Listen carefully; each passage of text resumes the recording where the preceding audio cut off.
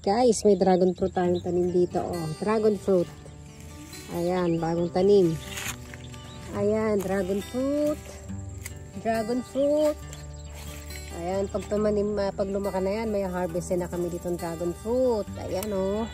Nakakatuwa. Ganyan ang kagandahan na may pagtataniman ka. Tapos nakakatuwa, guys. Ang sambong, bigla na lang tumutubo, oh. Wala akong tanim yan dito, pero kusa siyang tumutubo.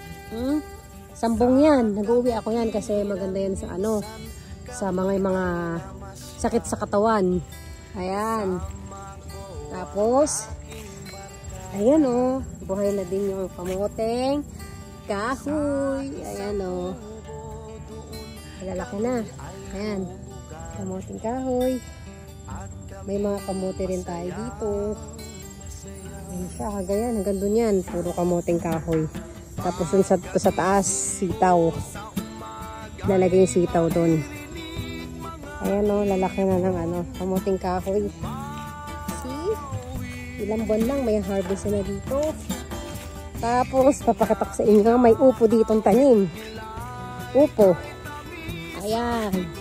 Oops, upo yan, isang hilera. Ayan, upo.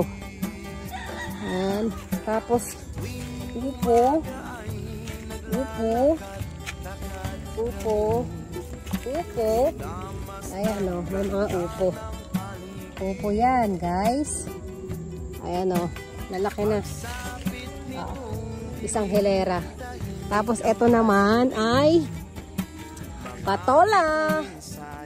Isang hilera naman yan. Yung isang diretso na yan, puro patola. Ayan. Puro patola. Ayan o. And buhay na pa yun, ha? Oh, di ba? May pag ano yan, namunga na. Hindi na kayo bibili ni Anthony ng gulay. Upo. Upo, tapos patola. Di ba? Sabi ko nga, bago umuwi si Rondon, kailangan papalinis ko to eh. Wala yung mga damo-damo.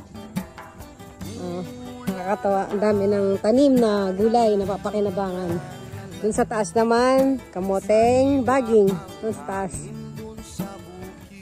Marami pa kami tatanim na okra, patol, talong, tsaka ng tawag na to, ampalaya.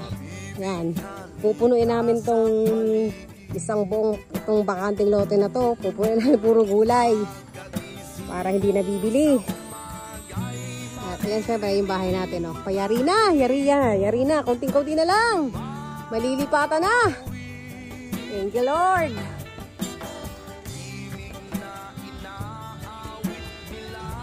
Ayan. Ayan yung ating taga ano, si Baby Lynn.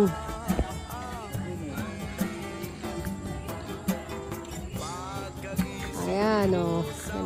Pakakatuwa dito. Di kahit nandito ka sa bundok, buhay ka na pag marami kang tanim.